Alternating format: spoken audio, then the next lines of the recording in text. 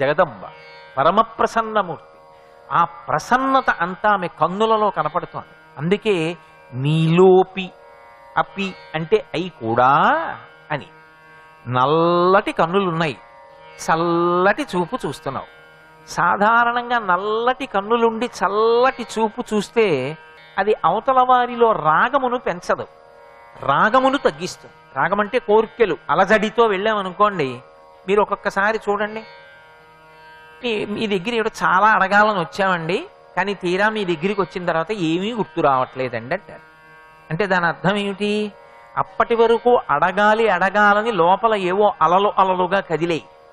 కానీ ఆయన దగ్గరికి వెళ్ళేటప్పటికీ, ఆయన యొక్క ప్రసన్నమైన చూపులు చూసేటప్పటికీ అలజడులన్నీ ఉపశమించిపోతే ఇక లోపల నుంచి కదలికలు అలజడి లేదు. కాబట్టి నువ్వు కూడా ప్రశాంతత పొందేశావు. ఆ ప్రశాంతత అనుభవించాలనిపిస్తుంది తప్ప మళ్ళీ కదలికలు తెచ్చుకొని ఏవో గుర్తు తెచ్చుకొని ఏవో అడగాలనిపించదు. ఏమిటో ఏమీ గుర్తు రావట్లేదండి, మీరు కనపడితే చాలా అడగాలనుకున్నాం, ఏం గుర్తు రాలేదని మహాత్ముల దగ్గర అని వెళ్ళిపోతూ ఉంటారు. భగవాన్ రమణుల దగ్గరికి వెళ్ళి ఒక వ్యక్తి ఏవో చాలా అడగాలనుకున్నాడు. తీరా ఆయన దగ్గరికి వెళ్ళిలా కూర్చున్నాడు. భగవానులు ఇలా చూశారు, అంతే, పరమ ప్రశాంతం అయిపోయాడు. అతను ఏమి అడగలేదు, కానీ అడగకుండా ఉండడంలోనే అతనికి ఆనందం లభించింది. ఆయన చూసినంత మాత్రం చేత ఆయన అనుమానాలు నివృత్తి అయిపోయాయి. అందుకే నల్లని కన్ను, నల్లని చూపు, చల్లని చూపు ఎక్కడుంటుందో అక్కడ ఇక ఆందోళన ఉండదు, అలజడి ఉండదు. అంటే ఇక నువ్వు బెంగ పెట్టుకోవలసిన పని లేదు. నువ్వు ప్రశాంతంగా సంతోషంగా నీ మనసు చల్లగా ఉండేటట్టు నేను బాధ్యత తీసుకుంటున్నాను. ఇది ఆ చూపుల చేత ఆవిష్కరిస్తున్నారు. నీలోపి. కానీ మూకశంకరులు చిన్న చమత్కారం చేశారు. అమ్మా, నీ కళ్ళు నల్లగానే ఉన్నాయి, నీ చూపు చల్లగానే ఉంది, అందులో సందేహం లేదమ్మా, ఎక్కడా నీకు కంటి జీర లేదు, ఎరుపెక్కలేదు. అపి అయినా కూడా అమ్మా నాకు అనుమానం, మేమందరం వచ్చి నీ దగ్గర కూర్చుంటే నీ చూపులు మా మీద పడితే మా ఆందోళనలు ఉపశమిస్తున్నాయి, మా మనసులు ప్రశాంతపడుతున్నాయి. మరి పరమశివుడేమిటమ్మా నీ చూపు పడేటప్పటికీ ఎంతో సంతోషపడిపోయి ఆయన మనసు కదిలిపోయి నిన్ను తన ఇల్లాల్ని చేసుకోవాలని నీ దగ్గరికి బ్రహ్మచారి రూపంలో వచ్చి నిన్ను బతిమాలుకుని మీ నాన్నగారి దగ్గరికి వెళ్ళి ఆయన్ని బతిమాలుకుని సప్తర్షుల్ని పంపించి కైలాసం విడిచిపెట్టి హిమవత్ పర్వత ప్రాంతానికి వచ్చి నీ మెళ్ళలో తాళి కట్టి నిన్ను తీసుకెళ్లి ఇల్లాల్ని చేసుకుని పక్కన కూర్చుని అప్పటి నుంచి ఇలా అంతర్ముఖత్వం మానేసి నిన్ను చూసుకుని మురిసిపోతున్నాడే. మరి ఆయన మనసు కదిపావు, ఇదేమి తమాషా అమ్మా? చల్లని చూపు మేమందరం శాంతంగా ఉండేట్టు చేసింది. శంకరుడి విషయంలో రాగం కలిగేటట్టు చేసింది. అదేమిటమ్మా అలా ఎలా చేసింది? ఒక చూపు ఉంటే ఒకలాగే ఉండాలి, మాకు ఆందోళన ఇవ్వదు, మా అందరికీ ప్రశాంతత కలిగేట్టు చేస్తుంది.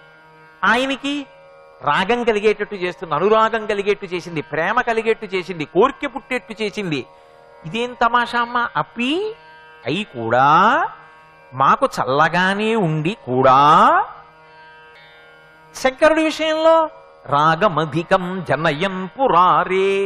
ఎవరికి రాగం కల్పించింది ఆవిడ చూపు? ఏదో మామూలు సామాన్యమైన వాడు కాడు పరమశివుడు అంటే. పురారే, ఎంత పెద్ద మాట వేసేశారో చూడండి.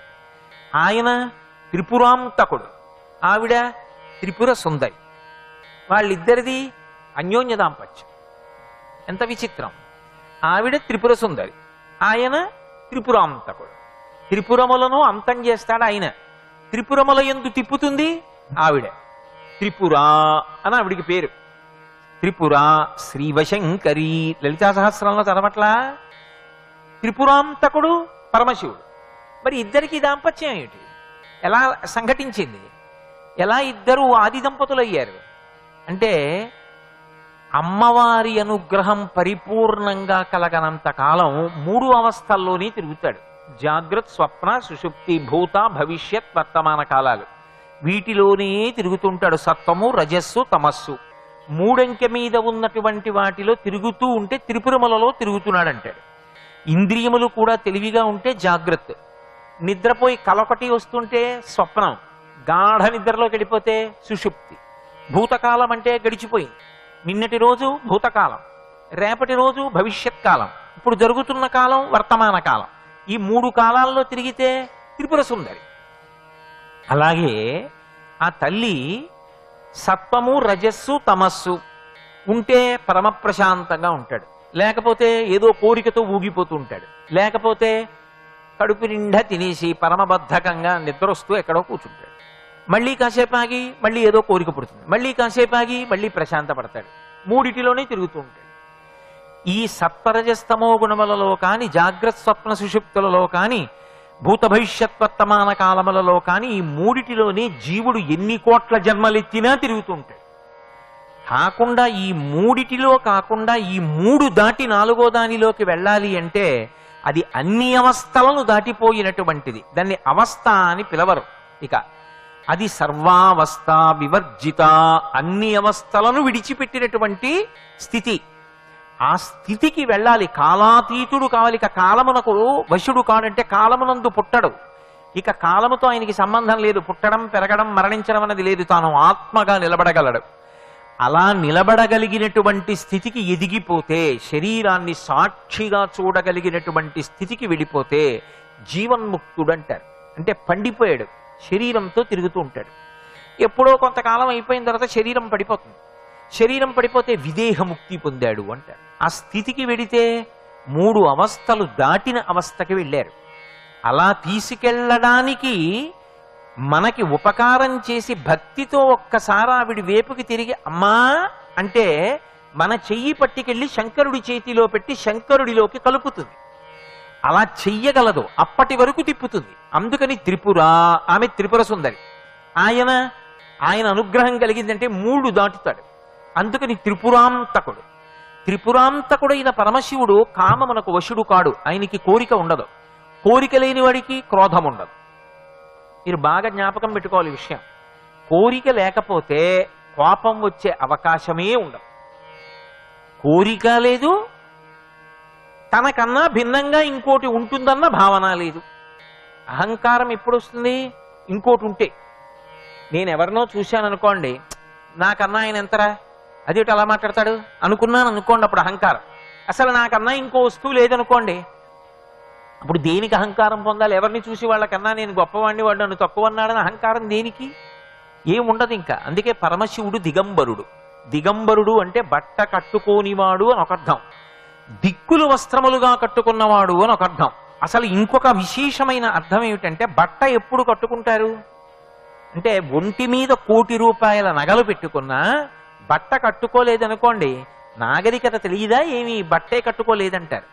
ఒంటి మీద పసుపు కొమ్ము ఒక్కటే మెడలో కట్టుకున్న 30 రూపాయల చీర కట్టుకున్న నాగరికత కలిగిన తల్లి అని నమస్కారం చేస్తారు.